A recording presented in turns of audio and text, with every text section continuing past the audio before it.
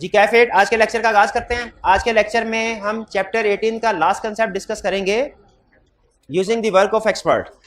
और ये आप देखेंगे इसमें कंसेप्चुअल सिमिलैरिटी है using the work of internal auditor के साथ, यानी डिटेल प्रोसीजर कुछ थोड़े से डिफरेंट है, लेकिन ओवरऑल अप्रोच सेम वही है जैसी कि using the work of internal audit में थी। यानी using the work of internal audit में हमने सीखा था कि जब कभी इंटरनल ऑडिटर के वर्क को यूज करना है तो हमने उसको इवैल्यूएट करना है, और यानी इंटरनल ऑडिटर को वैल्यूएट करना है और एडिक्वेसी ऑफ वर्क को वैल्यूएट करना है, ठीक है। और कुछ एग्रीमेंट वगैरह भी डायरेक्ट असिस्टेंस के केस में करना है। उसी तरीके से एक्सपर्ट के केस में भी हम इन्हीं लाइंस के ऊपर चलेंगे, यानी क्या हम किसी एक्सपर्ट के वर्क को यूज कर सकते हैं? सब यस यूज कर सकते हैं। तो हम स्टडी करेंगे किन सर्कमस्टेंसेस में यूज कर सकते हैं, और फिर अगर उसके वर्क को यूज करते हैं तो हमने क्या रिस्पॉन्सिबिलिटीज हैं। नंबर 1, एक्सपर्ट को वैल्यूएट करना है कि वो उसमें कंपिटेंस, कैपेबिलिटी, ऑब्जेक्टिविटी है कि नहीं, और फिर एडिक्वेसी ऑफ वर्क को वैल्यूएट करना है, ठीक है। और कुछ केस में उसके साथ कोई एग्रीमेंट वगैरह अगर हमने करना है तो उस एग्रीमेंट में क्या चीजें तय पाएंगी, क्या चीजें लिखनी है, वो हम डिस्कस करेंगे। ये मेन कंसेप्ट है जो हम डिस्कस करने जा रहे हैं। लेकिन using the work of expert की तरफ चलने से पहले डायरेक्ट असिस्टेंस की होम असाइनमेंट आपको दी गई थी, सिर्फ 2 क्वेश्चंस थे, सिर्फ 2 क्वेश्चंस, और बहुत से स्टूडेंट्स ने वो 2 क्वेश्चंस भी नहीं किए। तो आज की असाइनमेंट नोट कर लें। अच्छा, आज की असाइनमेंट में आपको क्वेश्चंस की तादाद निस्बतन ज़्यादा मिलेगी, 8 से 16 तकरीबन 9 क्वेश्चन है। अच्छा, इसका एक मतलब इतनी ज़्यादा असाइनमेंट करेंगे हम तो असाइनमेंट करते करते फोत हो जाएंगे। एक तो ये सोच आपके जहन में आएगी, आपने ऐसे नहीं सोचना। आपने क्या सोचना है कि अच्छा इसके ज़्यादा क्वेश्चन है, इसका मतलब है ये वो कंसेप्ट है जो पास पेपर में बार बार टेस्ट हुआ है। भाई ज़्यादा दफ़ा टेस्ट हुआ है तो इसीलिए ज़्यादा क्वेश्चन है ना, और ज़्यादा दफ़ा टेस्ट हुआ है तो अगर वही ट्रेंड आगे चलता है तो प्रोबेबिलिटी है, हाई प्रोबेबिलिटी इस दफा भी टेस्ट, ये टॉपिक टेस्ट होगा। तो जितने ज्यादा इसके क्वेश्चंस करेंगे इसका मतलब है उतना ही ज्यादा आप आने वाले टॉपिक के ऊपर जो एग्जाम में आने वाला है, हाई प्रोबेबिलिटी है, उसके ऊपर आपकी ग्रिप स्ट्रांग होगी। तो ज्यादा क्वेश्चन का मतलब ज्यादा काम तो है, लेकिन इसका मतलब ज्यादा चांस भी है कि ये टॉपिक एग्जाम में टेस्ट होगा। अच्छा, ये तो हमारी होगी रूटीन असाइनमेंट। अब से ऑनवर्ड, जैसा मैंने लास्ट टाइम आपके साथ शेयर किया था कि आपको कुछ असाइनमेंट मिलेगी प्रीवियस टॉपिक की, कुछ केस स्टडीज की, एक्सटेंडेड प्रैक्टिस के तौर पे, एक्सटेंडेड असाइनमेंट के तौर पे, ठीक है। वो क्या करना है आपने, उसमें आपकी केस स्टडीज की प्रैक्टिस, जैसे उसमें मैं मल्टीपल चैप्टर्स की असाइनमेंट दिया करूंगा। जैसे चैप्टर 4 के 2-3 क्वेश्चन ऐड कर दिए, जैसे इसके अलावा चैप्टर 14 के 1-2 क्वेश्चन ऐड कर दिए, चैप्टर 16 का 1-आधा क्वेश्चन, 7, इस तरीके से मल्टीपल चैप्टर्स में से 1-1, 2-2 क्वेश्चन, 1-1 ज्यादा क्वेश्चन नहीं, 1-1, 2-2 क्वेश्चन आपका असाइनमेंट के तौर पे। भाई हो सकता है अगर कोई बड़ा किसी टॉपिक में एक 8-10 नंबर वाला क्वेश्चन हुआ तो हो सकता है मैं एक ही क्वेश्चन आपके साथ शेयर कर दूं उस टॉपिक में से। और इसमें मुझे ये अंदाजा है कि आप एक दिन में ये असाइनमेंट नहीं करेंगे, हालांकि कर सकते हैं लेकिन करेंगे नहीं, इसीलिए आपको 2-3 दिन का टाइम दिया जाएगा। यानी एक तो आपकी रूटीन की असाइनमेंट चलेगी ना जो करंट टॉपिक की है, इसके अलावा जो प्रीवियस टॉपिक है इसकी भी असाइनमेंट आपको दी जाएगी, और ये असाइनमेंट उसके अलावा होगी जो प्रैक्टिस हमने क्लास में की है। यानी ये अलहदा से क्वेश्चंस होंगे और केस स्टडी की प्रैक्टिस इसमें आपकी खास तौर पे उसके ऊपर फोकस किया जाएगा। ये डेली चेक नहीं होगी, ये 2 से 3 दिन का आपको टाइम दिया जाएगा और उसके बाद ये असाइनमेंट आपसे चेक की जाएगी। लेकिन जो ड्यू डेट आपको बताई जाए एग्जैक्टली उस ड्यू डेट पे असाइनमेंट लेके आएंगे तो हम मानेंगे कि आपने असाइनमेंट किया है। अगर आपने कहा कि सर आगे पीछे तो मैं रोज असाइनमेंट लेके आता हूँ, बस आज के दिन ही नहीं लेके आया, तो हम नहीं मानेंगे, हम एज्यूम करेंगे आपने कोई असाइनमेंट नहीं। तो इस असाइनमेंट की ड्यू डेट सुन लें, मंडे। ये फाइल अटैच वाली असाइनमेंट, जो करंट टॉपिक की असाइनमेंट है ना, करंट टॉपिक की, वो रोज चेक होगी, उसकी ड्यू डेट कल की है। अब आपने कहना है, अब आपने कल कहना है सर हम तो ये समझे थे इस असाइनमेंट की ड्यू डेट है मंडे को, और ये हम समझे थे ये हमने सिर्फ पढ़नी है, ये सिर्फ पढ़नी है। तो भाई ये भी रिटर्न है, ये भी रिटर्न है, हर असाइनमेंट रिटर्न होती है, ये भी रिटर्न है, ये भी रिटर्न है। अच्छा, ये भी इसकी इस वाली असाइनमेंट की ड्यू डेट हुआ करेगी वेरी नेक्स्ट डे।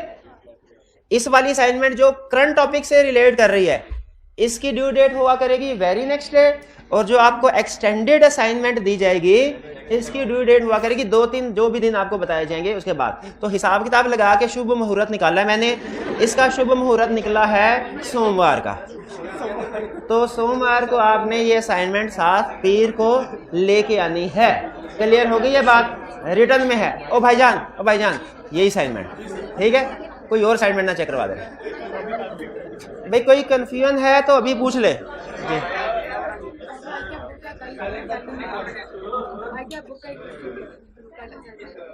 आई क्या की बुक का क्वेश्चन दिया था सर में? हाँ जी जी जी जी, वो डिस्कस करेंगे, अभी डिस्कस करेंगे, उसकी तरफ आना है। वो असाइनमेंट डिस्कस होगी आपकी जी। फाइल कहाँ से मिलेगी? मोबाइल निकालिए, मोबाइल निकाल, अब व्हाट्सएप चेक कीजिए। व्हाट्सएप आपको मैसेज है, आपसे एक लिस्ट सर्कुलेट करवाई गई थी ना, जिसमें आपने नहीं आपका मैसेज मिला, आपको मैसेज मिला, आपने लिस्ट में नाम नंबर लिखवाया था। एक मिनट ठहर जाए, कल पे ना हल बता रहा हूँ, ठहर जाए जरा, और ठहर पता चल गया आपका भी वही मसला है यार। टाइम जाया करते हैं आप। आपके पास असाइनमेंट पहुंची है? आपके पास असाइनमेंट पहुंची है? सर शाबाश, कोई तो माना असाइनमेंट पहुंची है ना। हाँ तो सदका जारिया समझ के आगे जो इस असाइनमेंट को आगे 7 स्टूडेंट्स तक पहुंचाएगा, इंशाल्लाह रिजल्ट वाले दिन उसे अच्छी खबर मिलेगी। और एक स्टूडेंट था, उसने झूठ समझ के इग्नोर कर दिया। अगली बात समझ गए आप? तो शेयर कर, क्या मसला है? अगर 70% तक असाइनमेंट पहुंच गया, 30% तक नहीं पहुंचे, तो अल्टरनेटिव प्रोसीजर परफॉर्म कर लें और साथ वाले से असाइनमेंट ले लें।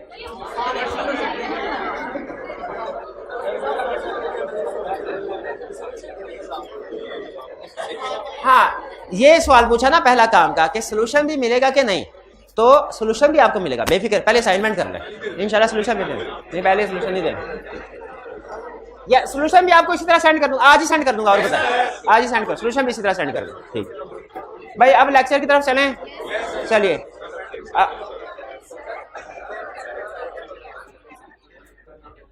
जल्दी बोल दे बहन जी, क्या कह रही हैं आप? जल्दी से बोल दे, टाइम कम है मेरे पास, जल्दी बोल दें अब।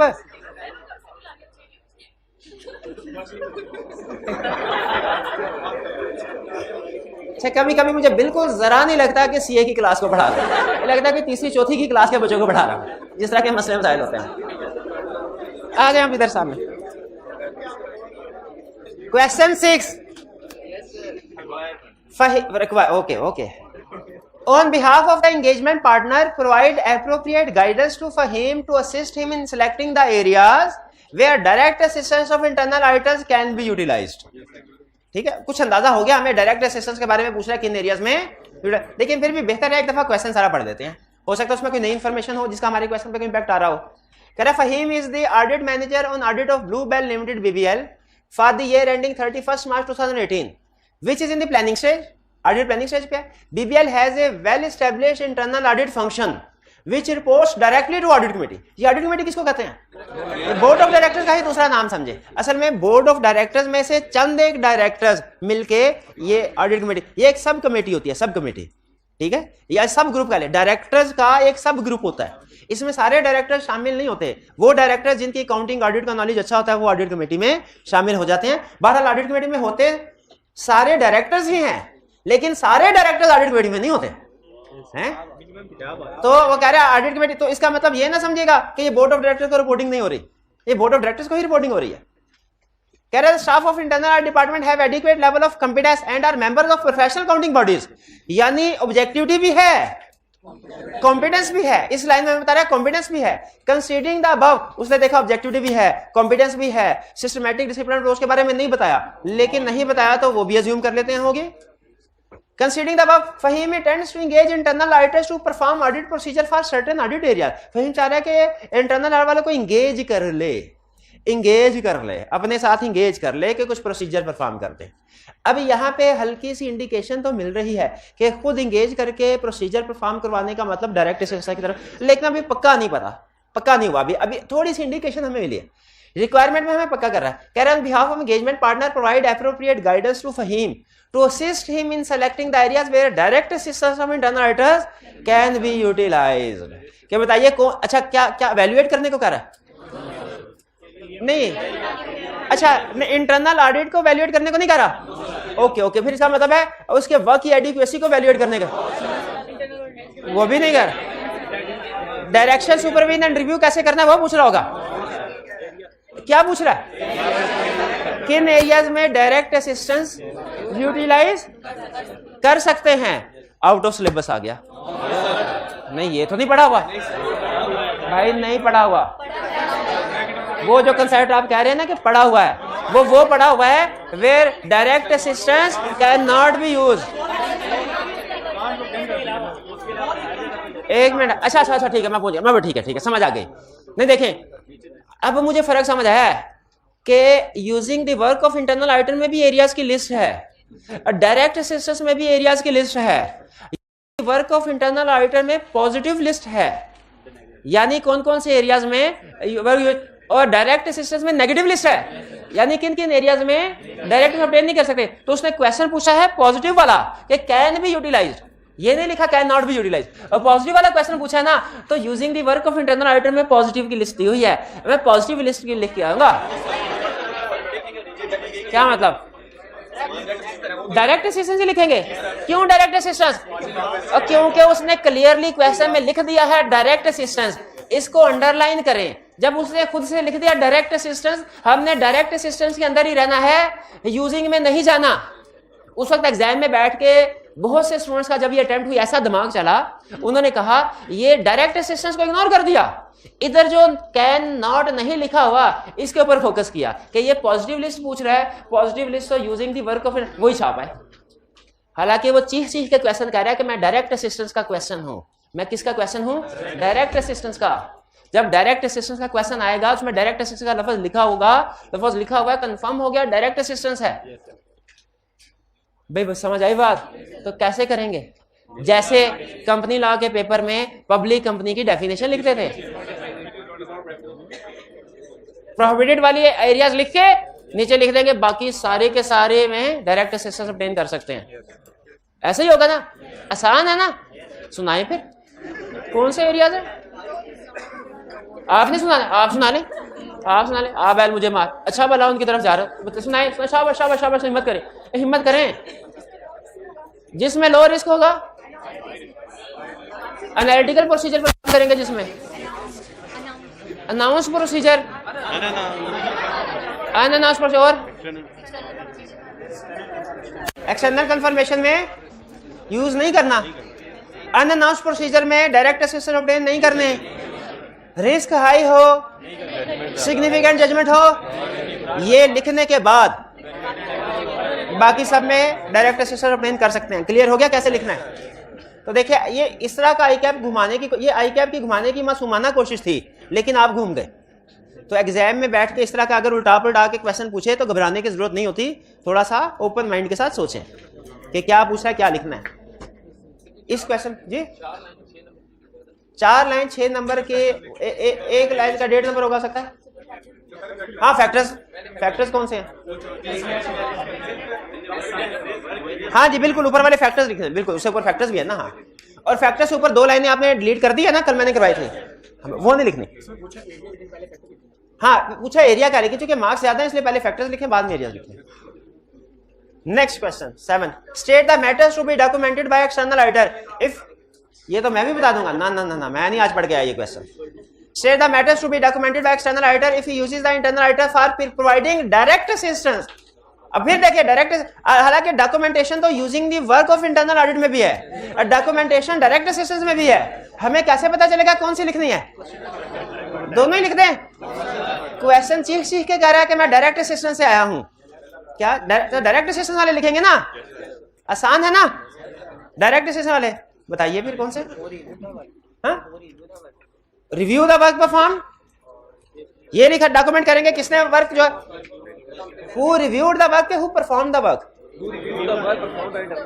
हाँ, हु रिव्यूड द वर्क, जो कि इंटरनल ऑडिटर ने परफॉर्म किया। और एक मिनट है, ये evaluate objectivity and competence of internal audit function, nature and extent तो, और डिसीजन कौन से डिसीजन के बेसिस ऑफ डिसीजन, कौन से डिसीजन के वर्क टू बी परफॉर्म, ठीक है। और वर्किंग पेपर डॉक्यूमेंट करने हैं कि नहीं? कोई एग्रीमेंट किए थे, एग्रीमेंट किनके साथ किए थे? Authorised representative of directors internal auditor के साथ, और कोई नहीं बोलेगा। इंटरनल ऑडिटर के साथ जो एग्रीमेंट करते हैं उसमें क्या चीजें तय करते हैं? Using the using the work of internal auditor में जो ऑडिटर के साथ चीजें डिस्कस करते हैं वो कौन कौन सी हैं? Level of competence, objectivity. आपने क्वेश्चन को गौर से नहीं सुना। Using the work of internal auditor में जो इंटरनल ऑडिटर के साथ चीजें डिस्कस करते हैं वो कौन कौन सी हैं? शाबाश, वो कह रहे हैं कोई भी नहीं है। ये हाल है। और वो पीछे वो भी उसकी हाँ में हाँ मिला, कह रहा है कोई भी नहीं। अच्छा, पहले ये कह रहा था, अब कह रहा है साइंसदान बैठे हैं सर। अब भाईजान ये मैटर है जो डिस्कस करता है, ये डायरेक्ट असिस्टेंस का क्वेश्चन नहीं है, ये using the work of internal auditor का है। 2 दफा using the work of internal auditor बोला है। उसमें मैटर डिस्कस करते हैं क्या नहीं इंटरनल ऑडिटर के साथ एडवांस में? कौन से मैटर्स हैं? Nature of work to be perform, timing, materiality, sample size, sample selection method, review procedure. बिल्कुल ठीक है। ये वो कंसल्ट पूछ रहा हूँ। आप में से कितने स्टूडेंट्स हैं जो ब्रेनस्केप के ऊपर रिवीजन कर रहे हैं, प्रैक्टिस कर रहे हैं, याद कर रहे हैं साथ साथ? ये कितने स्टूडेंट? ये ले 8-10 है। और फिर आखिरी महीने में आपने कहना है कि सर ये याद नहीं हो रहा। ये आखिरी महीने में थ्योरी का सब्जेक्ट बड़ा होता है, ज्यादा कंसेप्ट होते हैं, आखिरी महीने में याद नहीं होता। शुरू में याद करना पड़ता है। ब्रेनस्केप से नहीं करना, ना करें गोली मारी, इसको किताब से कर लें, याद तो करें, साथ साथ याद करना शुरू करें।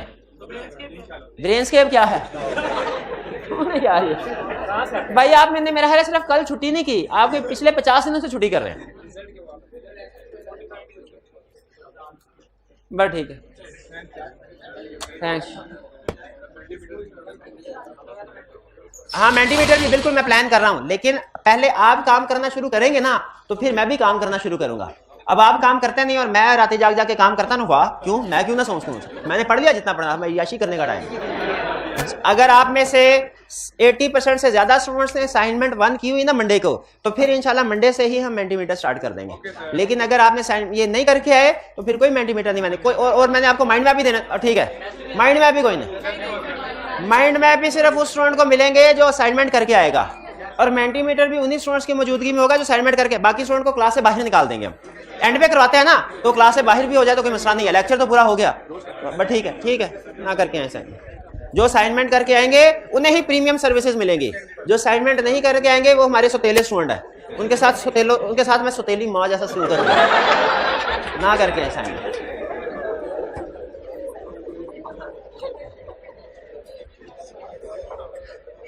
आपने अभी तक मेरा रणबीर कपूर वाला चेहरा देखा है,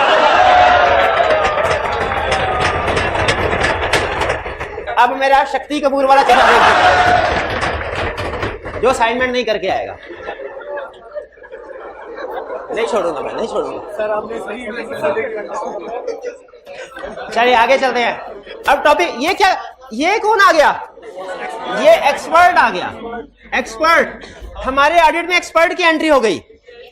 ये एक्सपर्ट कौन है? ये एक्सपर्ट कौन है? ये एक्सपर्ट हर वो प्रोफेशनल है जो अकाउंटिंग और ऑडिट की फील्ड के अलावा किसी भी दूसरी फील्ड का एक्सपर्ट है। क्योंकि अकाउंटिंग और ऑडिट की फील्ड के एक्सपर्ट को एक्सपर्ट नहीं, चार्टर्ड अकाउंटेंट कहते हैं, उसे ऑडिटर कहते हैं। तो एक्सपर्ट का नाम किन लोगों के लिए है? जो अकाउंटिंग और ऑडिट के अलावा दूसरी फील्ड के एक्सपर्ट्स हैं। ठीक है? फॉर एग्जाम्पल, जैसे टैक्स की फील्ड के एक्सपर्ट्स, जैसे लॉ की फील्ड के एक्सपर्ट, जैसे इंजीनियर की फील्ड के एक्सपर्ट। ठीक है? तो ये सारे लोग अपनी अपनी और भी एग्जांपल्स हैं, जैसे एक्चुअरियल कैलकुलेशंस करने के लिए बाज़ औक़ात फाइनेंस के एक्सपर्ट्स, सीएफए। ठीक है? फाइनेंस के एक्सपर्ट्स वो भी एक्सपर्ट है। वैल्यू जो क्या करते हैं? प्रॉपर्टी की वैल्यू करते हैं। प्रॉपर्टी की वैल्यू, प्रॉपर्टी होती है उसकी वैल्यूएशन करते हैं। ये सारे एक्सपर्ट हैं।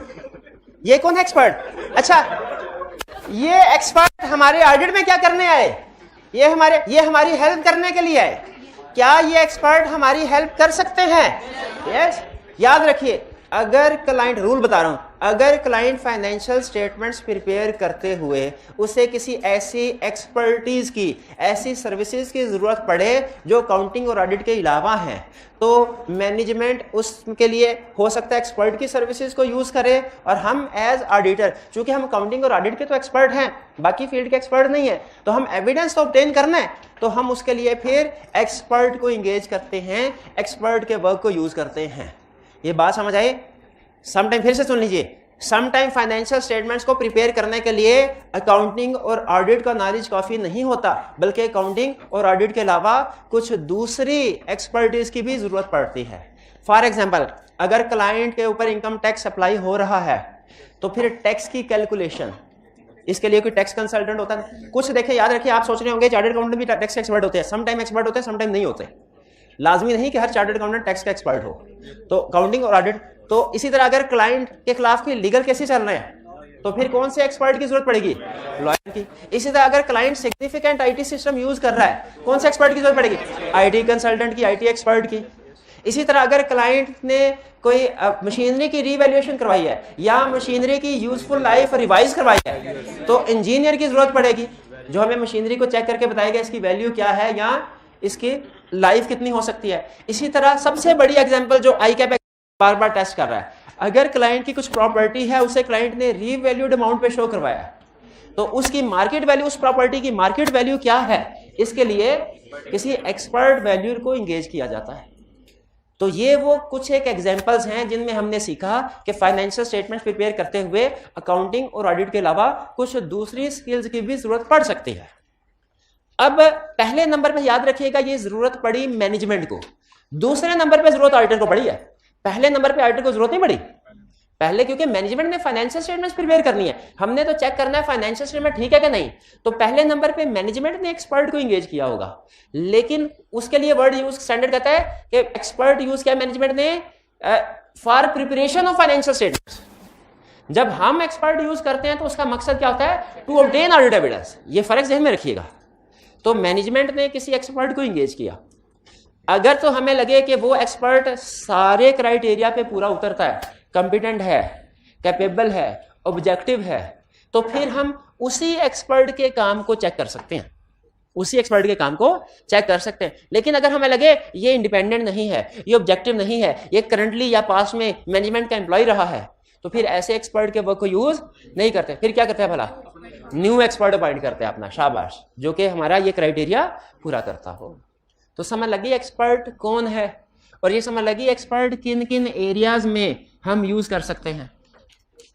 ठीक है, तो हम एक क्लाइंट पे गए, वहां पे हमने देखा इनमें से कोई एक एरिया एप्लीकेबल था, तो एक्सपर्ट को यूज करना है कि नहीं करना।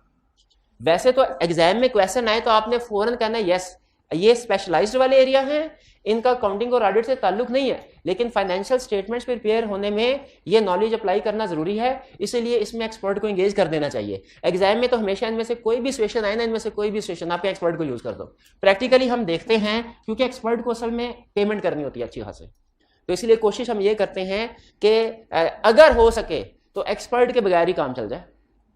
तो डिपेंड करता है significance of the matter, depend करता है कंप्लेक्सिटी और अल्टरनेटिव एविडेंस। अगर तो मैटर ज्यादा सिग्निफिकेंट नहीं है, यानी रीवैल्यूएशन करवाई जरूर है लेकिन प्रॉपर्टी थोड़ी अमाउंट की थी, मैटर इतना कम्प्लेक्स नहीं है, टैक्स का मसला है लेकिन ज्यादा उलझा हुआ नहीं है, सिर्फ हमने टैक्स रेट के साथ मल्टीप्लाई करना है, टैक्स लायबिलिटी आ जाएगी, ज्यादा आइटम्स नहीं है प्रॉब्लमेटिक, डिस्प्यूटेड, तो फिर हो सकता है हम एक्सपर्ट को यूज ना करें। अगर मैटर सिग्निफिकेंट नहीं है, कम्प्लेक्स नहीं है, अल्टरनेटिव सोर्सेज से एविडेंस मिल सकता है। फर्ज कीजिए अल्टरनेटिव सोर्स से क्या आता है, सम टाइम कभी कभार आपने देखा होगा शायद कि कोई बंदा एक चार्टर्ड अकाउंटेंट है, वो लॉयर भी है, बाज़ औक़ात अगर जाए ना तो एमबीबीएस क्वालिफाइड, वो एंटी टेस्ट देने के लिए आ जाते हैं। तो ऐसा पॉसिबल, इम्पॉसिबल नहीं है, पॉसिबल है कि कोई एक चार्टर्ड अकाउंटेंट भी हो और साथ में उसके पास इनमें से कोई एक्सपर्टीज भी हो। कुछ लोग होते हैं उनको ज्यादा पढ़ने का शौक होता है, तो एक डिग्री कर ली, दूसरी के बाद तीसरी। तो इसीलिए अगर अल्टरनेटिव एविडेंस आपकी टीम में ये स्किल मौजूद है ऑलरेडी किसी के पास, तो आप एक्सपर्ट को यूज ना करें। लेकिन अगर आप समझते हैं कि ये एरिया यूज हो रहा है फाइनेंशियल स्टेटमेंट्स में, सिग्निफिकेंट है, कम्प्लेक्स है और एक्सपर्ट के अलावा और किसी सोर्स से एविडेंस नहीं मिल सकता, तो फिर क्या करना है, एक्सपर्ट को यूज कर लेना चाहिए। क्लियर हो गया ये।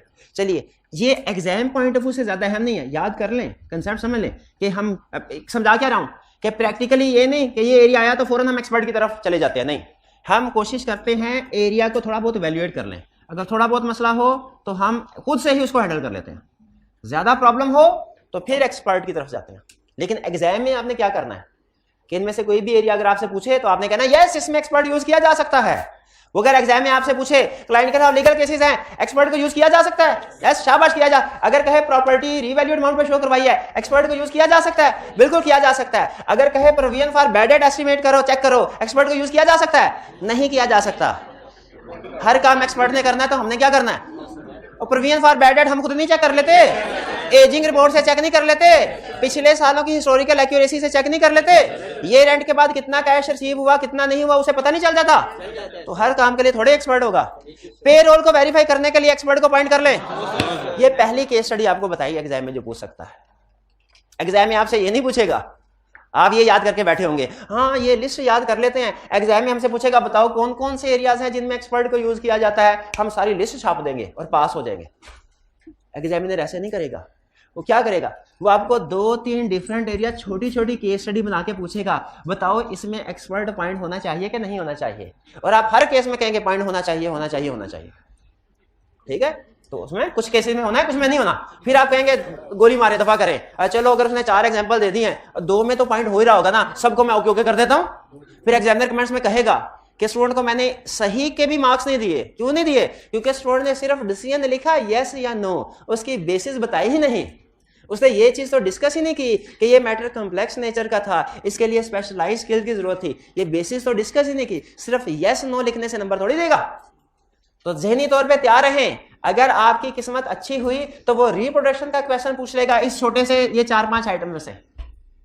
लेकिन एज यूजुअल अगर जो हमारे साथ एग्जाम में होता है वैसा ही हुआ तो क्वेश्चन कैसा आएगा, वो हमें केस स्टडी जिसमें उसने 3-4 सिचुएशन दी होंगी और हमसे क्या पूछेगा, एक केस सिचुएशन में एक्सपर्ट की अपॉइंटमेंट अप्रोप्रिएट है, किसमें अप्रोप्रिएट नहीं है, अंदाजा लगा लेंगे।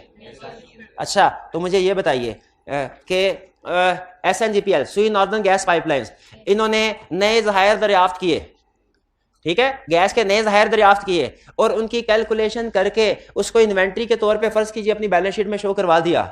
बताइए इस इन्वेंट्री की वेरिफिकेशन के लिए एक्सपर्ट की जरूरत है? आप खुद वेरिफिकेशन नहीं कर सकते? नहीं, टेंजिबल चीजों की तो खुद कर सकते हैं, वो गैस तो इंटेंजिबल है, उसकी कैसे कर सकते हैं? और जो असल में नेचुरल गैस होती है वो उसकी स्मेल भी नहीं होती, वो तो कोई ना कोई इंजीनियर आएगा अपने हालात लेके साथ, वो चेकिंग चुकिंग करेगा और फिर हमें बताएगा। फिर हमें नहीं, हम पे ऐसे हालात आ जाएं तो फिर इंजीनियर से रब्ता करना है, इंजीनियर से रब्ता करना है। वो आपको एक केस स्टडी बताई थी जिसमें वो चिप की वैल्यूएशन हो रही थी, नहीं बताई थी केस स्टडी। कंप्यूटर कंपनी का ऑडिट करने के लिए गए, इस दीवार पे चिप्स लगी थी, कंप्यूटर चिप्स, वो जो यूएसबी हो ना, यूएसबी को खोल लेना तो उसके अंदर जो चिप निकलती, अगर यूएसबी कंप्लीट हो ना, मतलब पैक हो, तो आप बड़ी आसानी से बता सकते हैं ये 8 GB वाली है, ये 64 GB वाली है, ये इसकी वैल्यू कम है, इसकी वैल्यू ज्यादा है। लेकिन जब 8 GB वाली को भी खोल लें, 64 वाली को भी खोल लें, आमने सामने रख दें, मिक्स करके बताएं कौन सी वैल्यू कम है किसकी ज्यादा है, आपके फरिश्ते भी नहीं बता सकेंगे, क्योंकि अंदर तारें सारी दोनों में जो भी आईसी वगैरह लगे होते हैं वो एक जैसे होते हैं। तो एक ऑडिटर ने क्या काम किया, क्लाइंट ने कहा ये सारी चिप्स जो लगी हुई है ना, इनकी वैल्यू है 500 रुपए, इधर वाली की 5000। उसने कहा दिखने में तो सेम है, उसने कहा दिखने में सेम है लेकिन असल में इनकी जो कैपेसिटी वॉल्यूम है ये 2 GB वाली है और ये 200 GB वाली है।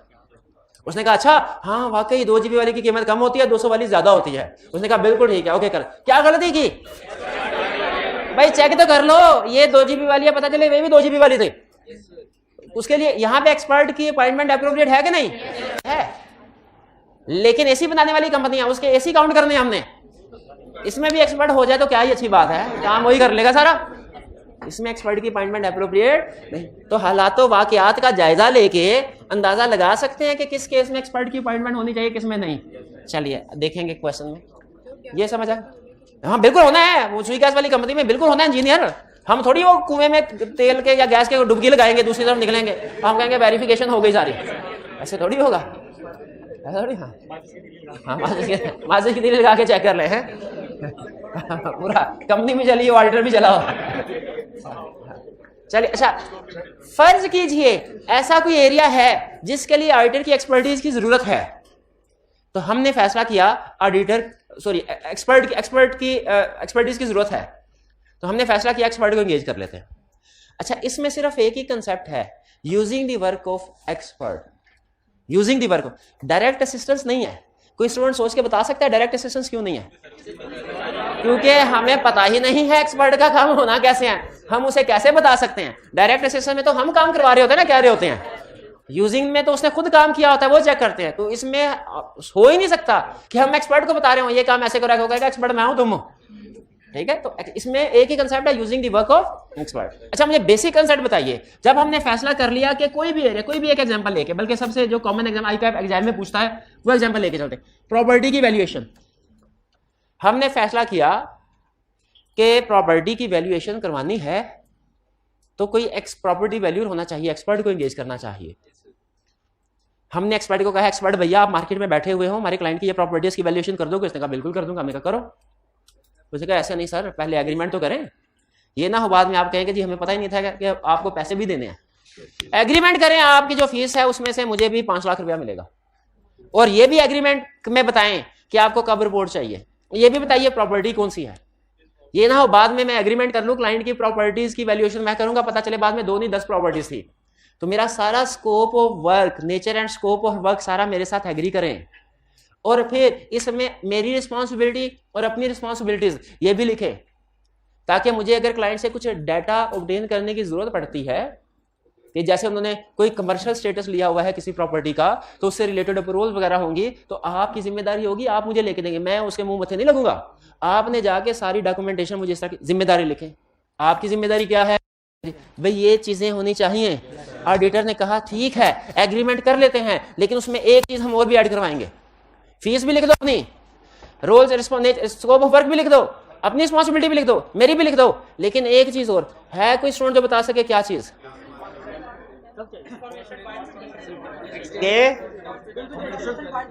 शाबाश, इंफॉर्मेशन बाहर किसी को शेयर नहीं करें। कॉन्फिडेंशियलिटी रिक्वायरमेंट्स, कॉन्फिडेंशियलिटी रिक्वायरमेंट्स दे दीजिए नाम 50 रुपए, मुझे कोई एतराज नहीं है, मैं लेके नहीं आया। वो मेंटीमीटर होंगे तो फिर आदत पड़ेगी ना। आप असाइनमेंट ही नहीं करते, असाइनमेंट नहीं करते, मेंटीमीटर नहीं होता, मेंटीमीटर नहीं होता, प्राइस नहीं होता। प्राइस लेने आया था, मैं ऑनलाइन तो एक्सपर्ट ने कहा बिल्कुल ठीक है एग्री कर लेते हैं। एग्रीमेंट हो गया, उसके बाद एक्सपर्ट ने एग्रीमेंट हो गया, उसके बाद एक्सपर्ट ने वैल्यूएशन की, एक रिपोर्ट बनाई कि ये 200 मिलियन इस प्रॉपर्टी की वैल्यू है। रिपोर्ट हमें दी, हमने उस रिपोर्ट में कहा कि हम तो अकाउंटेंट है ना, अकाउंटेंट को नंबर से ही कंसर्न होता है। 200 मिलियन करंटली 150 मिलियन के प्रॉपर्टी खड़ी है, 200 मिलियन पे लाना है, 50 मिलियन की एडजस्टमेंट डाल दी। क्लियर हो गया? इस सारे प्रोसेस में एज ऑडिटर मैंने क्या क्या गलती की? सबसे पहले एक्सपर्ट को जज ही नहीं किया। स्टैंडर्ड कहता है एक्सपर्ट को जज करो। फिर और क्या गलती की? एक्सपर्ट को जज करने से मुराद यही है कि उसकी कॉम्पिटेंस, कैपेबिलिटी, ऑब्जेक्टिविटी देखना, सारी चीजें आ गई। उसके काम की एडिक्वेसी को भी नहीं देखा, उसकी रिपोर्ट को एज इट इज यूज कर लिया। स्टैंड कहता है ना ना ना ना, जब भी किसी एक्सपर्ट के वर्क को यूज करोगे, आपने using the work of expert से पहले 2 काम तो कम से कम लाजमी करने, और भी काम है लेकिन 2 काम तो लाजमी करने। एक उसको वैल्यूएट करना है, काम को वैल्यूएट करना है। तो ये देखिए, पहले बड़े टास्क हम देख लें कि क्या करने होते हैं। स्टेप नंबर 1, जब कभी if he uses work of expert, अगर इनमें से कोई एरिया आ गया हमारी फाइनेंशियल स्टेटमेंट्स में और मैटर कॉम्प्लेक्स है और कोई रास्ता नहीं, एक्सपर्ट को एंगेज करना ही पड़ेगा, फैसला कर लिया एक्सपर्ट को एंगेज करेंगे। If auditor uses work of expert, उसकी क्या रिस्पॉन्सिबिलिटी है? एक ये रिस्पॉन्सिबिलिटी है, दूसरी ये रिस्पॉन्सिबिलिटी है, तीसरी ये रिस्पॉन्सिबिलिटी है, चौथी ये रिस्पॉन्सिबिलिटी है।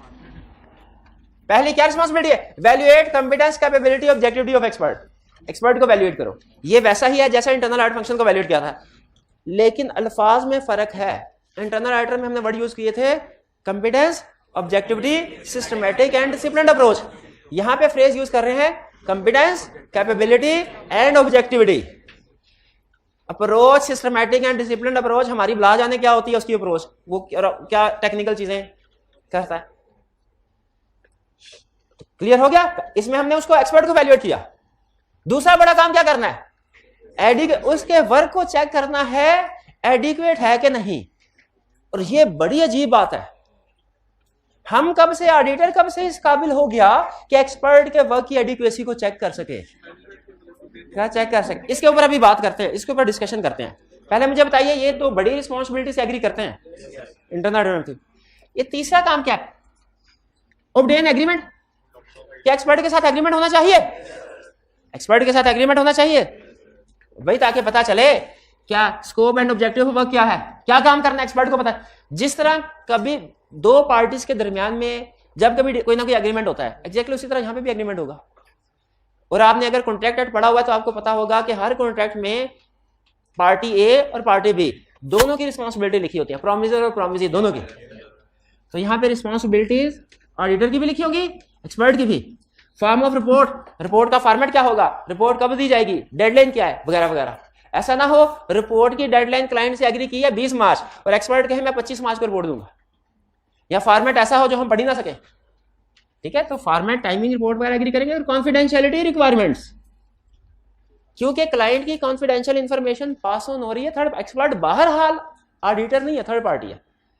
तो हम चूंकि स्टैंडर्ड ने इजाजत दी है एक्सपर्ट को एंगेज कर सकते हैं, लेकिन हम उसे कहेंगे भाई जो क्लाइंट के मैटर्स तुम्हें तक पहुंचे कॉन्फिडेंशियल रखने हैं तुमने। 4 हो गए, ये समझ आ गया क्या है, ये भी आ गया क्या है, ये भी आ गया क्या समझ?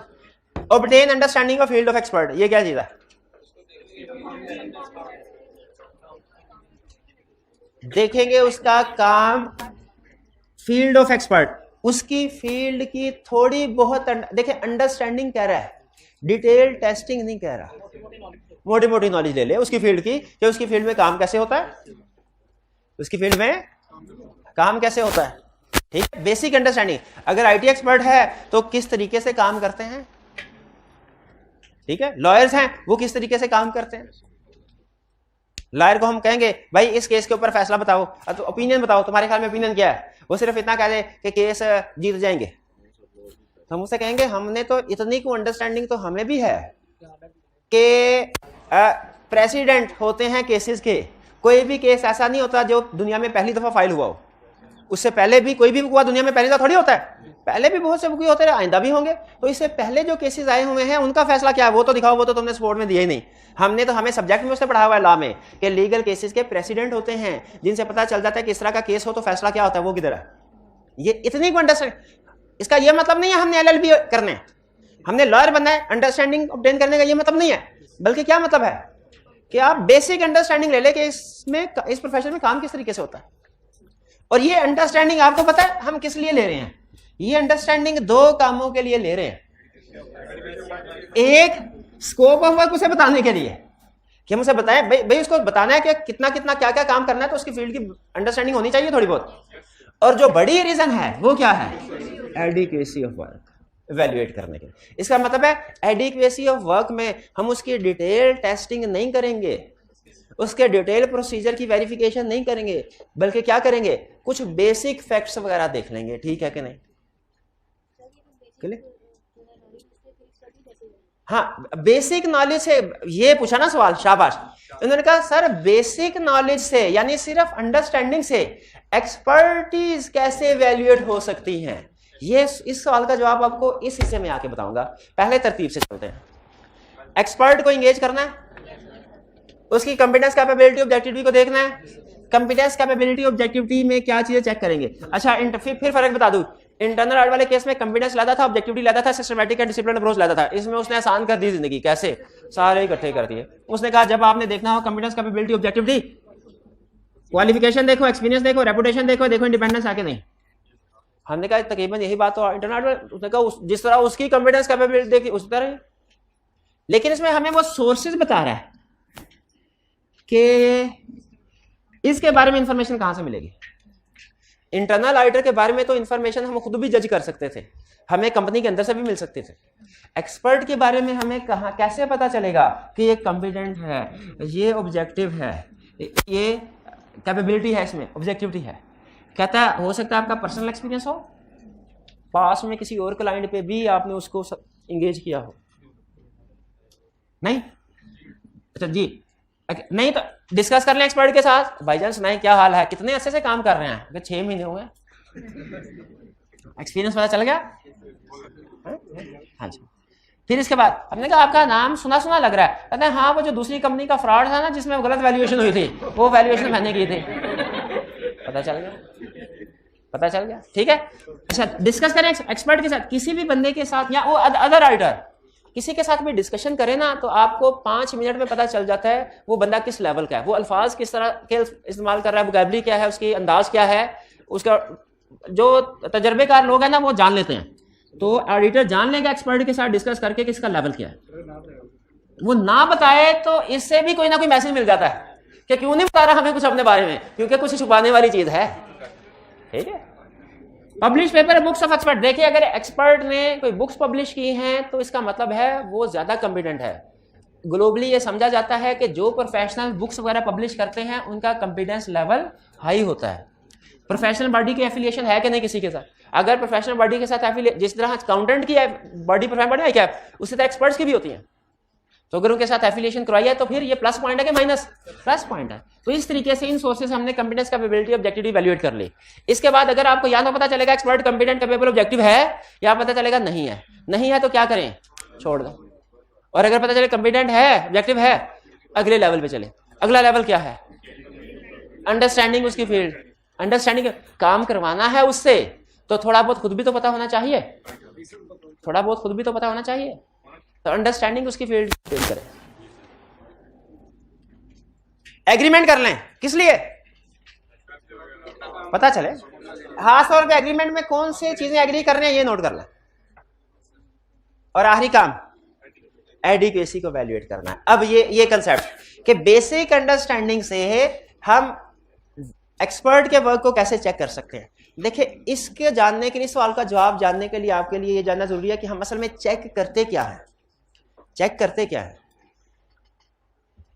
आपने एक मॉडल स्टडी किया हुआ है, ये input, processing, output, financial statement, internal control. हम आउटपुट चेक करते हैं, इनपुट चेक करते हैं, प्रोसेसिंग चेक करते हैं, क्योंकि हम इस फील्ड के एक्सपर्ट हैं, फाइनेंशियल स्टेटमेंट्स की फील्ड के एक्सपर्ट है। अच्छा, मुझे बताइए एक्सपर्ट भी इसी मॉडल के मुताबिक काम कर रहा होगा कि नहीं? उसे कुछ ना कुछ सोर्स डाटा दिया जाएगा। क्या दिया जाएगा? सोर्स डाटा दिया जाएगा। सोर्स डाटा से क्या मुराद है कि सर ये हमारी प्रॉपर्टी है, इतना एरिया है, इस जगह पे वाक़या है, इसकी वैल्यूएशन करनी है, यह सोर्स डाटा। फिर इसके बाद कुछ उसका अपना सोर्स डाटा के साथ कुछ अजम्पशंस भी उसे बताई जाएंगी, सोर्स डाटा होगा, अजम्पशन, फिर सोर्स डाटा और अजम्पशंस की मदद से वो कुछ टेक्निकल प्रोसीजर परफॉर्म करेगा, रॉकेट साइंस लगाएगा। वो अपने कुछ मॉडल, ये वैल्यूएशन, वो वैल्यूएशन, इसको इससे मल्टीप्लाई किया, उससे डिवाइड किया, जो भी उसकी डिटेल कैलकुलेशन है। इंजीनियर है तो वो अपने देख रहा होगा, वो एक नट बोल्ट पेज का सब वगैरह उसका हिसाब किताब लगा के उसकी रिपोर्ट। वैल्यूअर है तो इसी तरीके से वो डिफरेंट उसकी कैलकुलेशन चल रही होंगी, और एंड पे आके फिर एक रिपोर्ट दे देगा कि सर ये हमारी फाइनल रिपोर्ट है आपके लिए, ये इसमें वैल्यूएशन इतनी आई है जो प्रॉपर्टी की थी। तो बेसिकली एक्सपर्ट के काम में 4 स्टेप्स हैं, बेसिकली 3 है, इनपुट, प्रोसेसिंग, आउटपुट। इनपुट में 2 चीजें, एक सोर्स डाटा और एक अजम्पशन। फिर प्रोसेसिंग, फिर आउटपुट। आउटपुट में क्या है? रिपोर्ट, उसकी फाइंडिंग्स, उसके कंक्लूजन्स। रिपोर्ट, उसकी फाइंडिंग, उसके कंक्लूजन। इसमें बताइए सबसे मुश्किल चीज क्या है? सबसे मुश्किल चीज जिनका क्वेश्चन था, आप बताइए। इन 4 में मुझे 2 सवालों के जवाब देने हैं। पहला, सबसे मुश्किल चीज कौन सी है, और दूसरा, सबसे अहम चीज कौन सी है? सबसे मुश्किल चीज कौन सी है? ये प्रोसेस, ये जो उसने प्रोसीजर परफॉर्म किया है, इस इनपुट के ऊपर जो प्रोसीजर, सबसे मुश्किल और सबसे अहम क्या है? रिपोर्ट। अच्छा, मुझे बताइए हमने क्या चारों वेरीफाई करने हैं? नहीं, हम ये नहीं कर सकते वेरीफाई। हमने ये करना है, ये सोर्स डाटा भी कर सकते हैं, अजम्पशन भी कर सकते हैं। तो आप देखेंगे जो प्रोसीजर है ना, प्रोसीजर, ये इसमें ना मैं की जो अहम लफ्ज है ना उनको हाईलाइट कर रहा हूं। वैसे तो एक्यूरेसी, कंप्लीटनेस, रेलेवेंस, एक्सपर्ट, लेकिन पूरी लाइन है, याद पूरी लाइन करनी है, लेकिन मोस्ट इंपोर्टेंट वर्ड हाईलाइट कर रहा हूं। Source data, assumptions, finding and conclusion. Note कर लीजिए, सोर्स डाटा को कवर कर रहा है एडिक्वेसी में कि हमने चेक करना है। नोट कीजिए assumption को कवर कर रहा है, हमने चेक करना है। नोट कीजिए फाइंडिंग एंड कंक्लूजन यानी रिपोर्ट को कवर कर रहा है। और ये भी नोट कीजिए detailed procedure working complex operations को वेरीफाई करने को स्टैंडर्ड हमें नहीं कह रहा, इसलिए कि हम नहीं कर सकते। तो ये जो तीन चीजें है ना, इनकी वेरिफिकेशन हम बेसिक अंडरस्टैंडिंग की बेस पे कर सकते हैं, इनकी नहीं कर सकते। इसके लिए हमें खुद एक्सपर्ट बनना पड़ेगा जो रिक्वायर्ड नहीं। यहां पे स्टूडेंट कहने लगे सर आपने कहा ये हम वेरीफाई नहीं कर सकते, ये बात समझ आती है, हम भी एग्री करते हैं, लेकिन आपने कहा ये 1 2 3 चीजें वेरीफाई कर सकते हैं, हमारा ख्याल है ये भी नहीं कर सकते। जरा एग्जांपल से एक्सप्लेन करें। सुने, explain with the help of example सुने। सबसे वही एग्जांपल लेते हैं कि आपकी फेवरेट सबसे ज्यादा प्रॉपर्टी की वैल्यूएशन। क्या हम ये चेक कर सकते हैं कि जिस प्रॉपर्टी की वैल्यूएशन की गई है, जो जितने एरिया की वैल्यूएशन की गई है, क्या क्लाइंट उतने ही एरिया का मालिक है? क्या वो प्रॉपर्टी क्लाइंट के नाम पे ही है? क्या वो उसी जगह पे है जिस जगह पे ओनरशिप डॉक्यूमेंट्स में लिखा हुआ है? यही सोर्स डाटा यूज हुआ ना वैल्यूएशन में। ये चीजें चेक कर सकते हैं। कैसे चेक कर सकते हैं? उस प्रॉपर्टी के टाइटल डॉक्यूमेंट से। उसमें ओनर का नाम भी लिखा होता है, एड्रेस भी लिखा होता है किस जगह पे, एरिया भी लिखा होता है, उसका कितना covered area. Source data, assumptions. अच्छा, आपने आज तक कभी वैल्यूएशन नहीं की होगी, ऐसा ही है, लेकिन हालांकि आपने कभी अंडरस्टैंडिंग भी ऑब्टेन नहीं की, लेकिन फिर भी आपको इतना पता होगा कि प्रॉपर्टी की वैल्यूएशन 3 बेसिस पे होती है। ब्रेन करता है assumption क्या है? एक एग्रीकल्चर प्रॉपर्टी है उसकी वैल्यूएशन लाता है, रेजिडेंशियल प्रॉपर्टी की वैल्यूएशन लाता, कमर्शियल की लाता। ये पता है क्या नहीं? तो ऐसा क्या हम ये चेक कर सकते हैं कि एग्रीकल्चर की वैल्यूएशन कहीं कमर्शियल की बेस पे तो नहीं हुई? भाई ये चेक कर सकते हैं ना। कहता है यही देख लो, यही देख लो, ठीक है। ये इसमें कोई एक्सपर्टीज की जरूरत तो नहीं है। अगर आपको पता चले कि एग्रीकल्चर प्रॉपर्टी है दरिया रावी के किनारे कहीं, और रेट उसका लगा हुआ है माल रोड वाला, तो पकड़ देंगे कि नहीं? ये मोटी मोटी चीजें देख लें, ये ब्लंडर तो नहीं है। ये assumption है, assumption की एग्जांपल दे रहा हूं कि किस बेसिस के ऊपर वैल्यूएशन कर रहे हैं। और रिपोर्ट को देख लें कि जो कंक्लूजन वैल्यूएशन रीजनेबल है कि नहीं, रीजनेबल है कि नहीं, कंसिस्टेंट विद अदर एविडेंस है कि नहीं। यानी मुझे बताइए जिस जगह पे क्लाइंट की प्रॉपर्टी है, क्या उस जगह पे सिर्फ क्लाइंट की प्रॉपर्टी होगी? आगे पीछे दूसरे लोगों की प्रॉपर्टी? तो वहां पे जाके प्रॉपर्टी डीलर से पूछ ले सर जी जगह पे आजकल क्या रेट चल रहा है, भाई ये चेक कर सकते हैं। सर रिसेंटली लास्ट सेल क्या हुई है इस जगह पे, वो किस रेट पे सेल हुई है, भाई ये पता कर सकते हैं कि नहीं? इससे आपको अंदाजा हो जाएगा कि नहीं कि ये रिपोर्ट में वैल्यूएशन जो दी गई रीजनेबल है कि नहीं। कहता है यही तो कर लो, यही तो कर लो। अब बताए बेसिक अंडरस्टैंडिंग से कम ये चेक कर सकते हैं कि नहीं? और इसमें मोटे मोटे सारे हल हो जाएंगे। अगर वो हमें सिर्फ यही कह देता ना, इससे भी हमारा 80% काम हो जाता कि जो वैल्यू ने रिपोर्ट दिया मार्केट में जाके पता कर ले इस जगह के आसपास क्या रेट चल रहा है। लेकिन उसने कहा इसके साथ साथ सोर्स डाटा भी देखिए, assumption भी। तो समझ लीजिए कि मोटी मोटे सारी जो गलतियां ब्लंडर वगैरह अगर कोई किए हुए ना उसने, तो हमारे सामने आ जाएंगे इन प्रोसीजर से। क्लियर? तो एडिक्वेसी ऑफ वर्क में 3 चीजें क्या चेक करनी है? Source data, assumption, finding and conclusion. याद करने के लिए सर बता रहा हूं, शुरू करना ए से, एक्यूरेसी, कंप्लीटनेस एंड रेलिवेंस। जहां पे आके रुके रेलिवेंस, वो अगली हेडिंग का start. Relevance and reasonableness of assumptions, जहां पे आके रुके अगली हेडिंग का start. Reasonableness of finding and conclusion. थोड़ा लिंक बन जाएगा, कोई रॉकेट साइंस नहीं है। खुद भी थोड़ी सी अकल लगाते तो आपको पता चल जाता। अगर पता चले ये काम एडिक्वेट नहीं है, 3 मिनट। अगर पता चले एक्सपर्ट के काम की एडिक्वेसी चेक की, या तो एक्सपर्ट का काम एडिक्वेट होगा या नहीं होगा। अगर एडिक्वेट है बेहतरीन, ऑडिट उधर ही खत्म। अगर नहीं है फिर further procedure perform. Further procedure क्या हो सकते हैं? या उससे रिक्वेस्ट कर ले कि भाई तू मजीद काम कर ले, तेरा काम सही नहीं है, या खुद काम कर ले। अगर कर सकते हैं, नहीं कर सकते तो फिर किसी और एक्सपर्ट को एंगेज कर लें। क्या हम एक्सपर्ट को पैसे कौन अदा करेगा? अगर मैं ये नेक्स्ट क्वेश्चन, नेक्स्ट लेक्चर में सबसे अहम 2 मिनट का कंसेप्ट, सबसे अहम नहीं है, सबसे अहम क्या, अगर एक्सपर्ट के, मुझे बताइए ऑडिट रिपोर्ट को साइन कौन करता है? Auditor, partner. अगर एक्सपर्ट को यूज किया गया, एक्सपर्ट और पार्टनर दोनों साइन करेंगे ना? नहीं, सिर्फ ऑडिटर करे। शेयर होल्डर ने सिर्फ ऑडिटर को पॉइंट किया। तो याद रखें एक्सपर्ट के वर्क को रेफर नहीं किया जाता रिपोर्ट में। एक्सपर्ट का नाम रिपोर्ट में इंक्लूड नहीं किया जाता, क्योंकि सारी की सारी जिम्मेदारी पार्टनर ही की है, पार्टनर ही किया, उसी को शेयर होल्डर ने अपॉइंट किया है। लेकिन 2-3 सर्कमस्टेंसेस हैं जिनमें एक्सपर्ट का नाम रिपोर्ट में यूज कर सकते हैं। अच्छा, आपको पता है एक्सपर्ट का नाम मना क्यों है रिपोर्ट में लिखना? इससे ऐसे लगता है जैसे पार्टनर अपनी रिस्पॉन्सिबिलिटी शिफ्ट कर रहा है एक्सपर्ट पे, कि बाकी की ऑडिट का मैं जिम्मेदार हूं, प्रॉपर्टी की वैल्यूएशन का इसने किया, ये जिम्मेदार है। हालांकि फाइनेंशियल स्टेटमेंट्स की ओवरऑल रिस्पॉन्सिबिलिटी ऑडिटर ने एक्सपर्ट को एंगेज किया है। और मजे की बात बताऊं आपको, अगर कल को साबित हो जाए एक्सपर्ट ने रिपोर्ट गलत दी थी, फांसी किसको लगेगी? एक्सटर्नल वर्ल्ड ऑडिटर को फांसी लगाएगी। ऑडिटर फिर उसके बाद एक्सपर्ट को पकड़ेगा कि भाई मेरा तेरा एग्रीमेंट हुआ था, सही काम नहीं किया तूने। फांसी के बाद, हाँ फांसी लग जाएगी, उसके बाद आएगा, कोई मसला नहीं, उसकी आत्मा आ जाएगी। नॉट एक्सपर्ट का रेफरेंस रिपोर्ट में नहीं दे सकते अनलेस रिक्वायर्ड बाय लॉ। हाँ, एक चीज आपको पता है, अगर रिपोर्ट में अगर मिस स्टेटमेंट वगैरह हो तो उसको एक्सप्लेन करते हैं कि नहीं रिपोर्ट में? अगर फाइनेंशियल स्टेटमेंट में मिस स्टेटमेंट हो, अनमोडिफाइड ओपिनियन देते हैं कि मॉडिफाइड? मॉडिफाइड में क्या रीजन बताते हैं कि नहीं? तो हाँ, उस अगर एक्सपर्ट की रिपोर्ट की वजह से ऑडिटर की रिपोर्ट मॉडिफाई हो रही है, तो बेसिस फॉर मॉडिफाइड ओपिनियन में ऑडिटर लिख सकता है क्या कि भाईजान क्लाइंट ने कहा था 150 मिलियन, हमारा एक्सपर्ट ABC में आया, उसने कहा 100 मिलियन, 50 मिलियन का फर्क था, इसकी वजह से मटेरियल था, क्वालिफाइड ओपिनियन दे रहे हैं। तो जब मॉडिफाई करना, जब लॉ रिक्वायर करे तब एक्सपर्ट का नाम यूज कर सकते हैं रिपोर्ट में, या जब जरूरी हो मॉडिफाइड ओपिनियन को एक्सप्लेन करने तब, वरना नहीं। लेकिन इसे याद रखें, ऑडिटर की रिस्पॉन्सिबिलिटी कम नहीं होती।